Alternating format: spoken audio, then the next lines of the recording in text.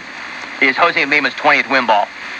But I got to say, my man, if you're going to move one of those rings, I'll do better than 20. I'll give you 50 at least. Memo to all athletes down on their luck. Call me first before you do that. 1, I want to help. And 2, hell yes, I want LP's conference championship ring. I'd wear that thing to work. $20, man, that is sad. What's $20 going to get you? $20 will get you maybe 7.5 gallons of gas. How far are you going to get? Bad ending. All right, let's go to the phones. And I mean that sincerely. Athletes who are down on their luck. If you've got conference championship rings, LCS rings, other memorabilia, for your own benefit, throw it up on eBay. Somebody will buy it, or just come to me directly. Just make a phone call. Bust me a phone call. Hey, Ron, what do you got? What do you think? How much will you give me for my Big 12 championship ring? I'll give you more than $20. That's a sad story. Don't get me wrong. It's his own fault. He is directly responsible for what happened to him. But this guy's got a whole hell of a lot of life left to live. And if he's pawning off prized possessions for $20 because he can't get home, that is sad. That is really, really sad. What's going on that he's got to get out of town that fast? I mean, does he have no place to flop? Or does he need to get out of town that fast? Then again, if you need money that badly, you probably found a little bit of trouble.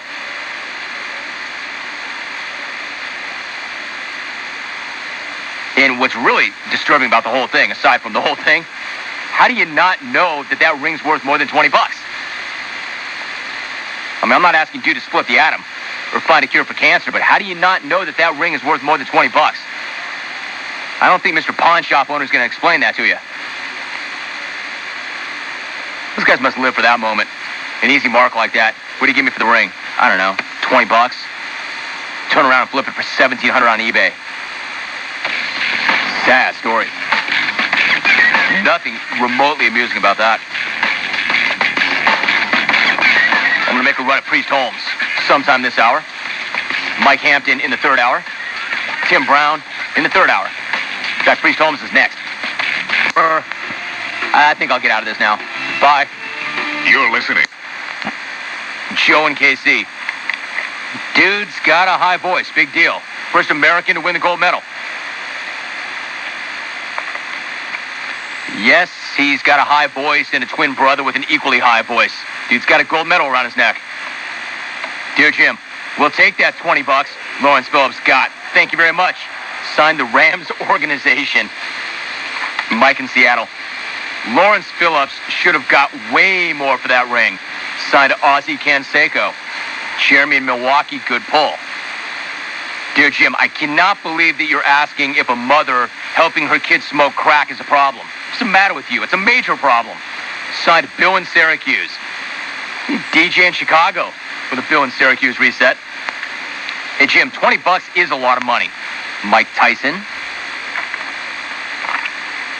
Dear Jim, I have heard a lot of interviews on your show, but I don't know if there's a bigger stand-up guy in the NFL than Priest Holmes. He's not only the best running back in the NFL, he's also the league's biggest class act. Great interview. Randy in Dayton, Ohio. Hey, Rome. Wow. What a great interview. As a Kansas City Chiefs fan, I've known for years how talented on the field Priest Holmes is, but his thoughts and his comments were tremendous.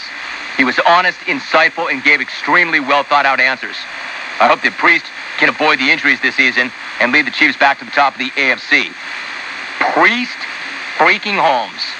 Jim, once again, you show why you are the premier radio sports talk show host.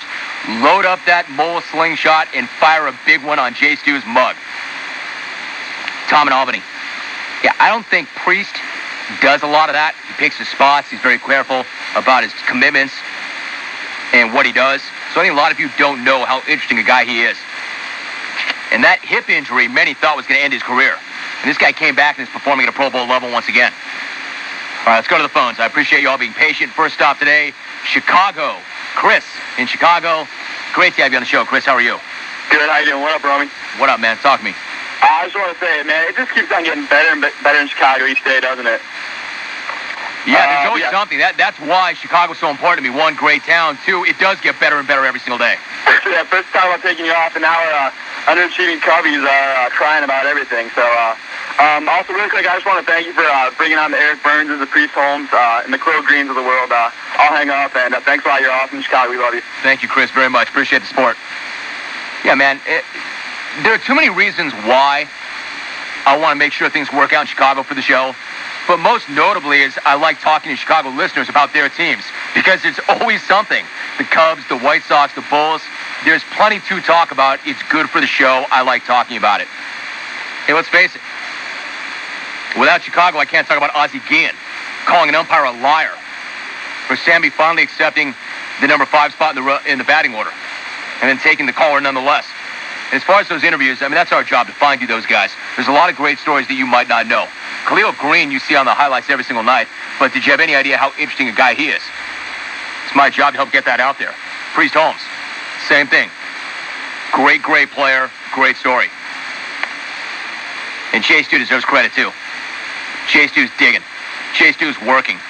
Chase Stew's got a grill full of moles. Dear Jim, hey, don't be so hard on GW.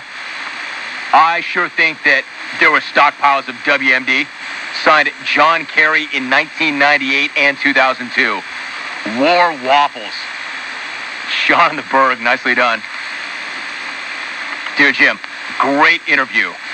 Priest Holmes is obviously the anti-Lawrence Phillips. Nick in New Orleans, that would be true. A guy who appreciates what he has and is going to work his damnedest to make sure that it doesn't get away. I don't think we have to worry about Priest Holmes ever pawning one of his rings for $20 in a Vegas pawn shop. I mean, I'm not even piling on LP. That's just sad. And it sure didn't take long for it to go either. We're talking about a guy who was drafted in 96 and already accepting $20 for a conference championship ring. Very sad. And that whole argument, I got to get out of town. I don't want to do it, but I've got to get out of this town. How far are you going to get on $20? What's that going to get you? All right, telephone number's toll free, 1-800-636-8686. Apparently, the Darren Dreifort syndrome has not yet left Dodger Stadium. How else can you explain Eric Gagne getting touched up for 4 runs in the 9th? I'll get to that. How about a child care worker on crack? Is that a bad thing? A child care worker not only on crack, but helping her 5-year-old smoke said crack.